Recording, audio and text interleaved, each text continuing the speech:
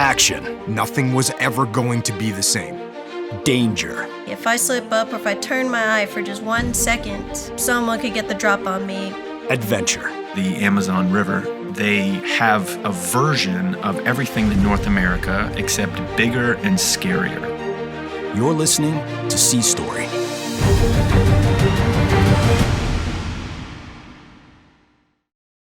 Episode 39, The Hum.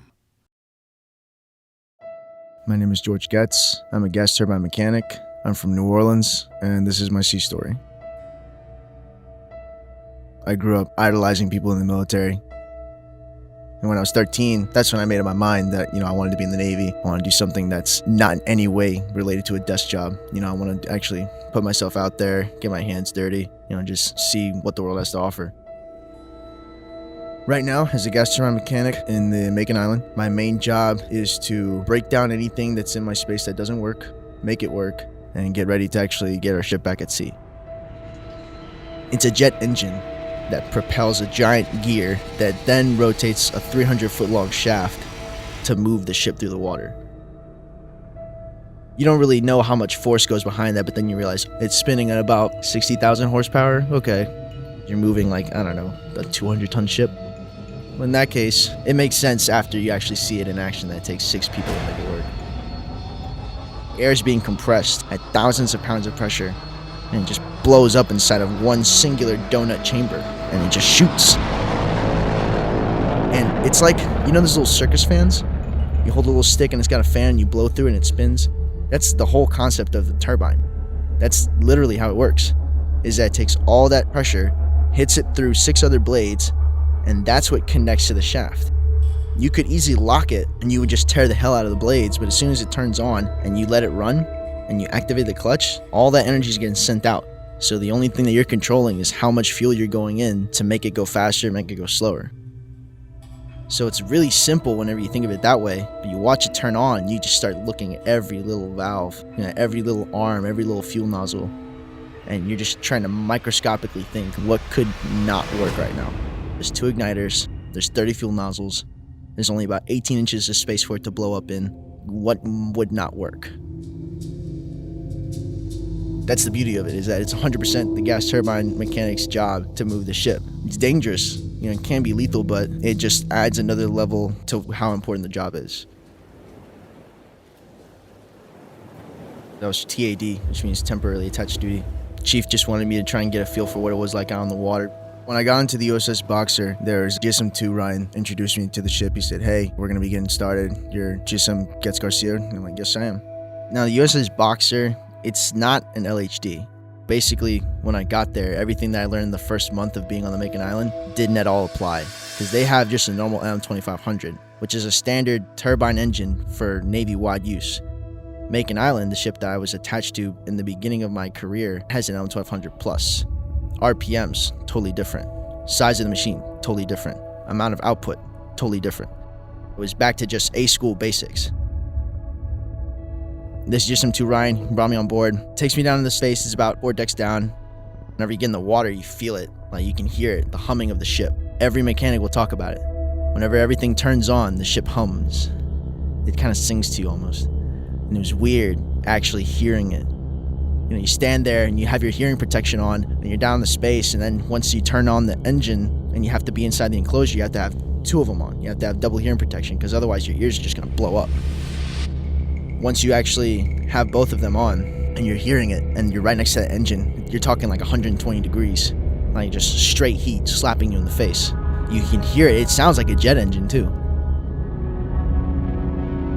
Once you start seeing the hydraulic arm, and then you just hear and then it just evens out. And then you close the door and then the hum just gets a little bit quieter. And I'm just staying with GSM-2 Ryan the whole time. The only thing I could think about sitting in the mess decks, laying in my rack, was I kept hearing that hum.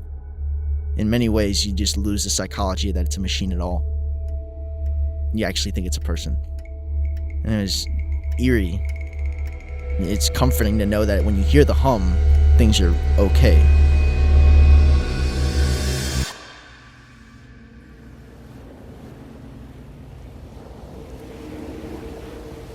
We're in the mess deck. It's day 2. GSM-2 Ryan, he's sitting there, he's eating his lunch, and then I can hear something weird, like something that doesn't sound right, and all three of them, like prairie dogs, just pop their heads up, and then immediately they just leave. They didn't say anything to me, they just left. The only thing that was wrong was that we lost pressure in lube oil, so we had to turn off the MRG and to actually shut down the turbine. Just that little thing, you felt the difference. I didn't even notice it. But they had been on the ship for years, so it makes sense that they could feel that something was off. I would never be able to pick up on that, especially being on board a ship for 2 days. But those guys, they'd know instantly. When I got back to my ship, when I got back to the Macon Island, I tried installing that in my head. And the way I did it, I guess, was to just walk every alignment, look at every valve, walk every corner of the space. And when it actually finally turned on, when I would ask my work center soup, I'd look at Novak and I'd be like, hey man, is it doing what it's supposed to do? And I'd just sit there and I would just listen to it. Every day since then, if I hear something wrong, then I know where to look for. I know where to go. Having that kind of power, having that little tug like on your shirt saying like, hey, go look at this.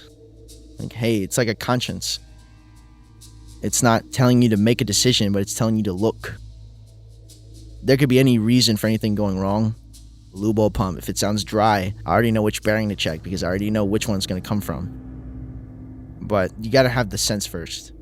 You got to have that voice. Seeing the people in the boxer with how quickly they responded to it, to something that I thought was completely conspicuous, that is exactly what I'm talking about. That's that voice. They all had the same mindset. It's not just one team, one fight. It's one unit, one fight. We're all separated by about a quarter inch of steel in every direction. When you're in your space and something were to go wrong, you only have everybody that's in the space to fix it. It's 100% listening to your gut and 100% listening to the people that you work with. You become one with your machine, but you become one with everybody else. At that point, I'm not GSM-3 Getz, I'm GSM-3 Macon Island.